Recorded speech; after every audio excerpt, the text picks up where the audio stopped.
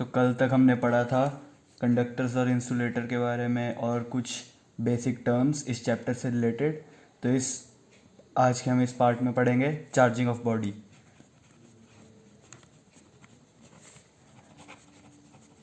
तो बेसिकली हम चार्जिंग किस किस तरह से कर सकते हैं।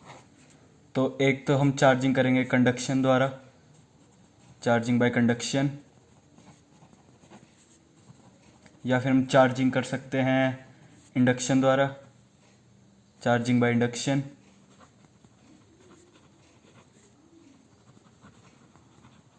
या फिर फ्रिक्शन द्वारा, जो हम पहले पढ़ ही चुके हैं कि फ्रिक्शन से चार्जिंग कैसे होती है,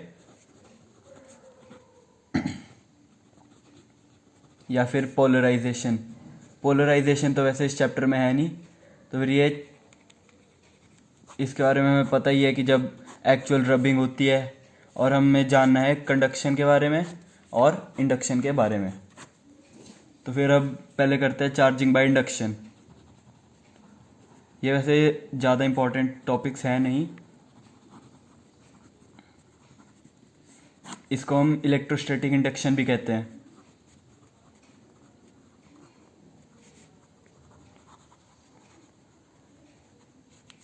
तो चार्जिंग बाय इंडक्शन होता क्या है? तो जब हम किसी भी एक बॉडी को, मान लीजिए बॉडी ए है, हम इस बॉडी को अगर चार्ज करेंगे किसी एक बॉडी से बी, तो अगर हम उन्हें आपस में कांटेक्ट नहीं कराएंगे तो उस तरह की चार्जिंग को हम कहेंगे चार्जिंग बाय इंडक्शन। तो इसकी definition, a phenomena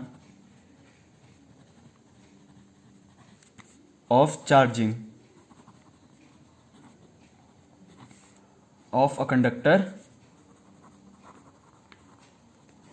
without any real contact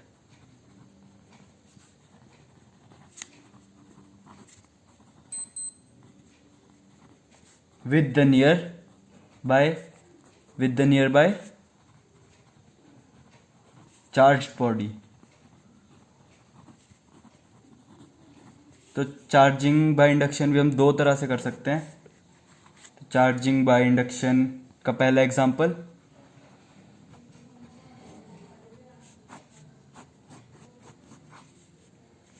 तो मान लीजिए कि हमारे पास एक बॉडी है ए,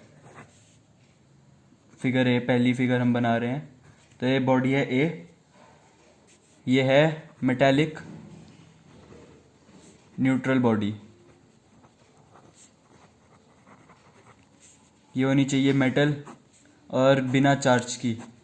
तो अगर हम न्यूट्रल बॉडी की बात करते हैं तो हम ये नहीं कह सकते कि उसमें चार्ज नहीं है, पर हम ये जरूर कहेंगे कि इसमें प्लस और माइनस चार्जेस इक्वली डिस्ट्रीब्यूटेड है। तो मतलब इस बॉडी ए में प्लस चार्ज भी है और माइनस चार्ज भी है, पर वो इक्वल डिस्ट्रीब्यूशन है जो आपस में न्यूट्रलाइज कर रहे हैं एक दूसरे को।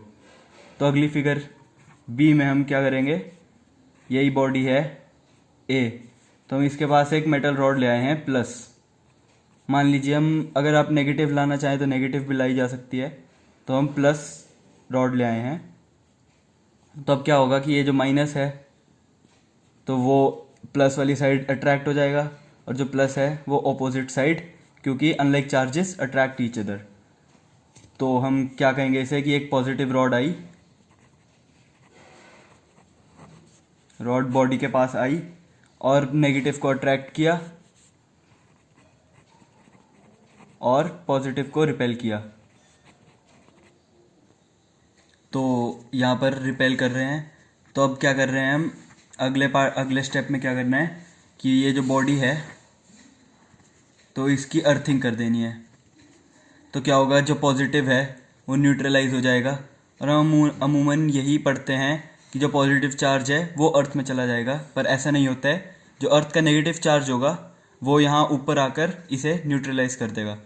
तो फिर ये अर्थिंग से ये पॉजिटिव चार्ज हमने कर दिया गायब, अर्थिंग कर दिया इस स्टेप में। तो जो नेगेटिव है न्यूट्रलाइज कर देगा पॉजिटिव को।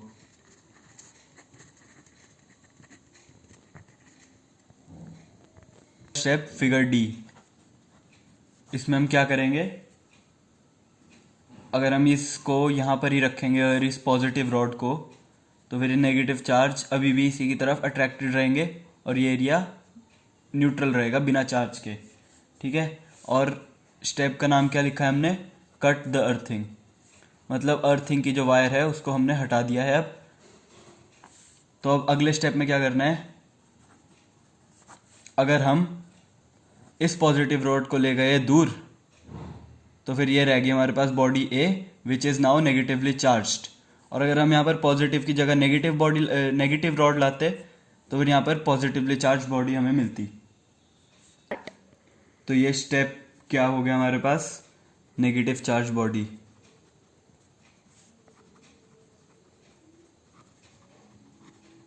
तो अब हमारे पास एक और एग्जांपल है, एक और तरीका है चार्ज करने का। अब ये तरीका it is simpler than the first one because we don't need any sort of earthing here. तो फिर पहले स्टेप में हम क्या करेंगे, मान लो ये बॉडी है ए और ये बॉडी है बी। तो ये क्या है, these are two neutral conducting bodies in contact। तो अब अगले स्टेप में क्या है,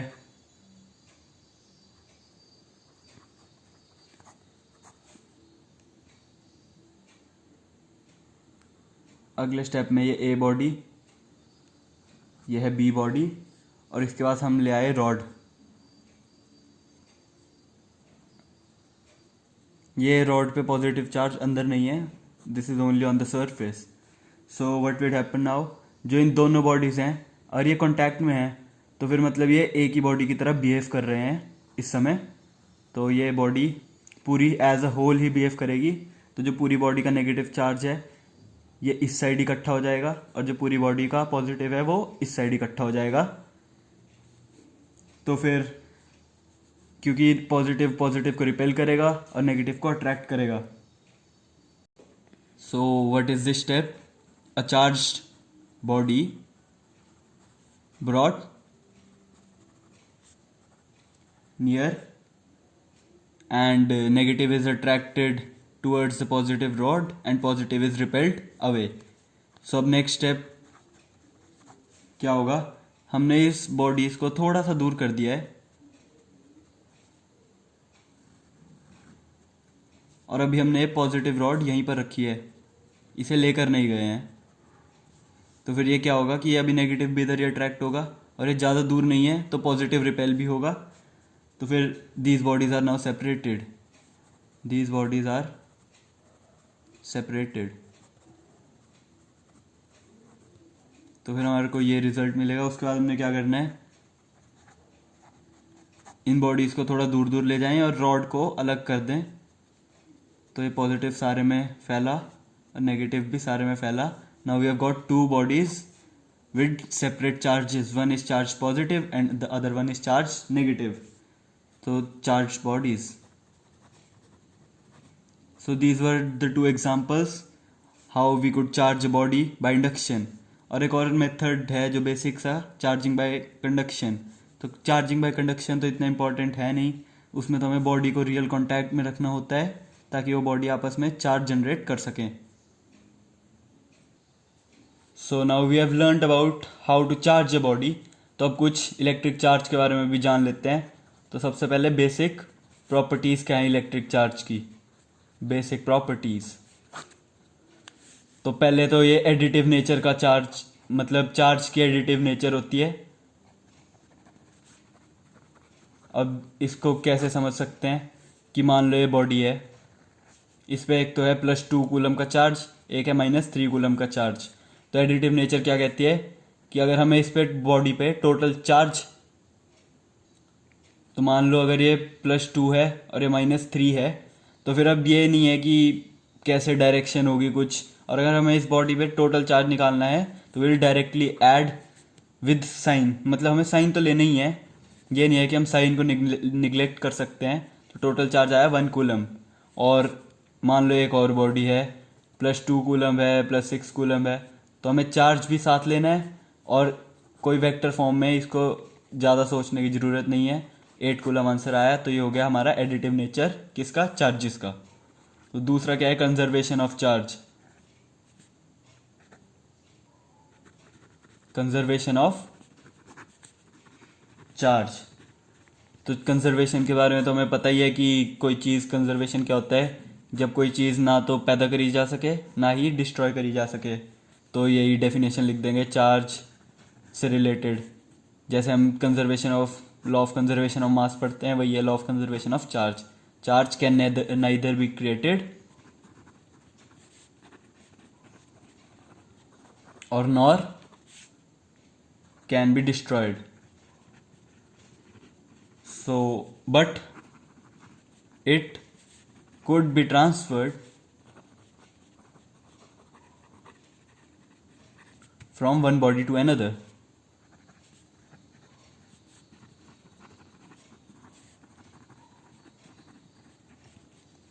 तो ये तो सीधी सिंपल सी चीज़ है कि चार्ज ना तो पैदा किया जा सकता है ना ही ख़त्म किया जा सकता है, बस वो एक बॉडी से दूसरी बॉडी में ट्रांसफ़र हो सकता है। ठीक है, अब तीसरी चीज़ हम जान लेते हैं। तीसरी क्या है, quantization of charge.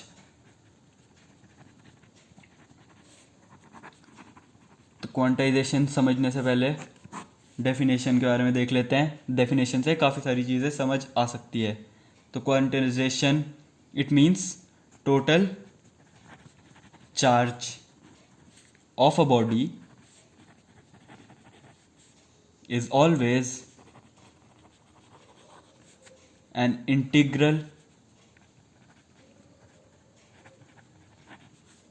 multiple of basic unit of charge E। अब क्या बात, मतलब क्या है कि जो अगर कोई भी चार्ज है, क्वांटाइजेशन का मतलब क्या है कि जो चार्ज होता है, हमने कभी ये तो नहीं सुना होगा कि एक चार्ज भाई इस बॉडी से 2/3 चार्ज ट्रांसफ़र हुआ हो या फिर 1/3 चार्ज ट्रांसफ़र हुआ हो। This is always transferred as natural numbers, या तो 2e होगा, 4e होगा, 6e होगा। तो यही है क्वांटाइजेशन ऑफ चार्ज, मतलब कि जो टोटल चार्ज है एक बॉडी का वो हमेशा इंटीजर की फॉर्म में जाएगा, ना कि कभी भी फ्रैक्शनल नंबर होगा। तो ये तो सिंपल सी डेफिनेशन थी। तो चार्ज ऑन अ बॉडी का फॉर्मूला क्या होगा, charge on a body Q it is equal two plus minus NE। N मतलब कोई भी नंबर जितने भी हमने ट्रांसफ़र किया, और ये basic unit of charge E। So E is here 1.6 into 10⁻⁻19 coulomb and N here is integer as I have told you above. So अब इस क्वांटाइजेशन से काफ़ी कुछ निकल सकता है। एक तो डेफिनेशन इम्पॉर्टेंट है। सो another thing is also important, that why do we ignore quantization, or first of all cause of quantization। तो हम क्वांटाइजेशन का कारण क्या है, तो अब क्वांटाइजेशन होता क्यों है, क्योंकि जो हमारी बॉडी पे से जो किसी एक बॉडी ए से अगर हम चार्ज को ट्रांसफ़र करेंगे तो फिर वो क्या होगा, वो हमेशा ही पॉजिटिव इंटीजर की टर्म में ट्रांसफ़र करता है। और जो मतलब कि चार्ज ट्रांसफ़र का मतलब क्या है, इलेक्ट्रॉन्स ट्रांसफ़र, और इलेक्ट्रॉन्स हमेशा नंबर होते हैं। ऐसा तो है नहीं कि 2/3 इलेक्ट्रॉन होंगे या फिर 2/3 इंटू 10⁻⁹ और समथिंग ऐसे इलेक्ट्रॉन कभी ट्रांसफ़र नहीं करते। इसी वजह से quantization occurs. So what will write here कि जो चार्ज है, the charge appear on a body is due to transfer of electrons, and electrons cannot be transferred in fractional number.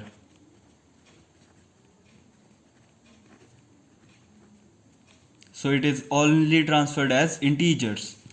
So that's why quantization occur. अब इसमें एक और कुछ हो सकता है कि why is quantization ignored। ignoring of quantization। तो ये क्वांटाइजेशन को हम इग्नोर क्यों करते हैं एट मैक्रोस्कोपिक लेवल? तो फिर क्यों? क्योंकि हम जानते हैं कि जो बेसिक यूनिट चार्ज की है E, वो कितनी होती है 1.6 इंटू 10⁻⁻19 कूलम प्लस माइनस, और ये बहुत ही जो ज़्यादा छोटी है, इज़ वेरी स्मॉल। सो अगर हम मैक्रोस्कोपिक लेवल पे बात करें तो जो हमारे इलेक्ट्रॉन्स ट्रांसफर्ड होंगे n, वो तो कभी ऐसे नहीं होगा कि 1 इलेक्ट्रॉन ट्रांसफ़र होने से चार्ज हुआ, 2 इलेक्ट्रॉन ट्रांसफ़र होने से चार्ज हुआ। वो हमेशा ही काफ़ी ज़्यादा बड़े होंगे कि 1 इंटू 10⁻31 और 5 इंटू 10⁻19 और समथिंग।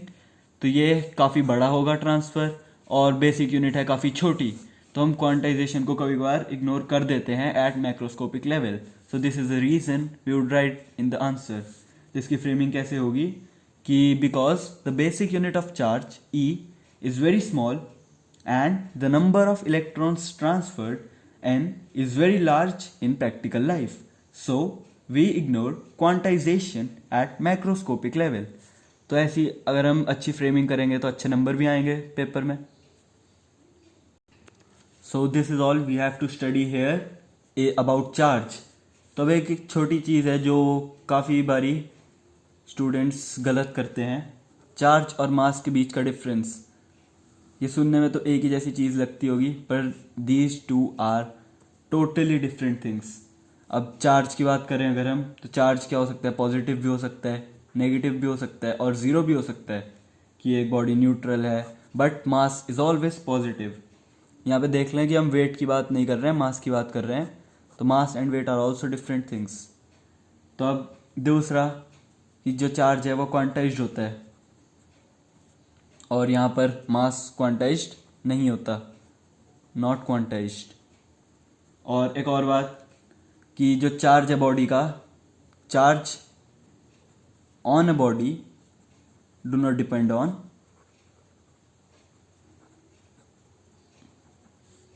स्पीड।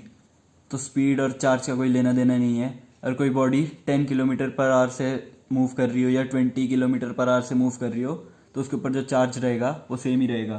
पर मास के केस में ऐसा नहीं होता, because m is equal to m not upon √1 minus v not square upon c square. यहाँ पे दोनों ही जगह वेलोसिटी है, या फिर ये मास, सब कुछ वेलोसिटी भी डिपेंड कर रही है बॉडी की, तो फिर वो मास को भी टोटल डिपेंड करती है। अगली चीज़ कि जो चार्ज है, अ चार्ज्ड, ये इंपॉर्टेंट पॉइंट भी है काफ़ी, कि एक चार्ज बॉडी हमेशा एक मास को पोजेस करती है। हमेशा एक चार्ज बॉडी का कोई ना कोई मास होता है, ऑलवेज पोजेस सम मास। और अगर दूसरी ओर हम बात करें कि मास की, कि अगर हम body possess mass may not have any charge। तो अब क्या बात है, इससे समझ आई हमने क्या है कि इंपॉर्टेंट पॉइंट है। अब देखा जाए कि एक जो चार्ज बॉडी है, कि मान ले कि अब मैं ही हूँ, या फिर कोई भी छोटी से छोटी चार्ज बॉडी है, अगर किसी बॉडी को चार्ज अपने ऊपर रखना है तो उसका कुछ ना कुछ मास होना जरूरी है। It is necessary to have a mass to have a charge. मतलब बिना मास की बॉडी का कोई भी चार्ज नहीं होगा। और दूसरी ओर ये पॉइंट क्या कह रहे हैं कि जो अगर कोई बॉडी पोजेस करती है मास, तो ये ज़रूरी नहीं है कि वो उस पर कोई चार्ज भी हो। मतलब कि अगर एक बॉडी है A और इसका कुछ मास है 5 kg, और इस पर पॉजिटिव और नेगेटिव इक्वली डिस्ट्रीब्यूटेड हैं, तो इसका चार्ज तो हुआ 0, पर इसका मास कुछ ना कुछ तो है ही है। तो ये बात आई कि जो चार्ज और मास के बीच के डिफरेंस की। तो थैंक यू, एंड अगले पार्ट के लिए प्लीज़ सब्सक्राइब एंड शेयर।